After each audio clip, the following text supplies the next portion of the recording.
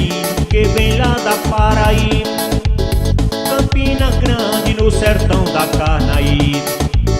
Lá no Nordeste só dá cabra da festa, vem pra São Paulo pra mostrar o que conhece. Ele apresenta seu papel de coronel, foi convidado pelo amigo Miguel. Ele apresenta seu papel de coronel, foi convidado pelo amigo Miguel. O velho Dó, que é honesto brasileiro, vem pra São Paulo pra poder ganhar dinheiro. O velho Dó, que é honesto e tão fiel, vem pra TV Cine, o programa do Miguel. O velho Dó, que é honesto e tão fiel, vem pra TV Cine, o programa do Miguel.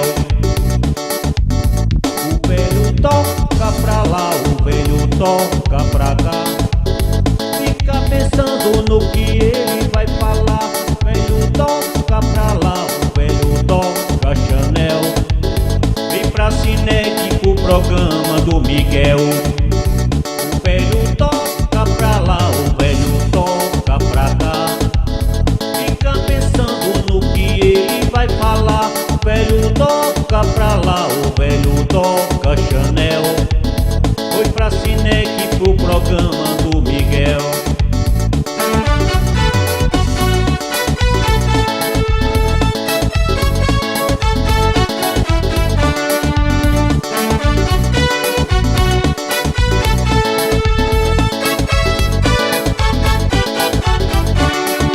Ouça, minha gente, o que eu vou lhe contar, uma linda história que eu acabei de lançar. É de um velhinho que vem lá da Paraíba, Campina Grande no sertão da Carnaíba. Lá no Nordeste só dá cabra da festa, vem pra São Paulo pra mostrar o que conhece. Ele apresenta seu papel de coronel, foi convidado pelo amigo Miguel.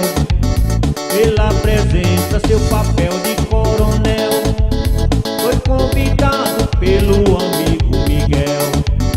O velho Dó, que é honesto brasileiro, vem pra São Paulo pra poder ganhar dinheiro. O velho Dó, que é honesto e tão fiel, vem pra TV Cine, o programa do Miguel.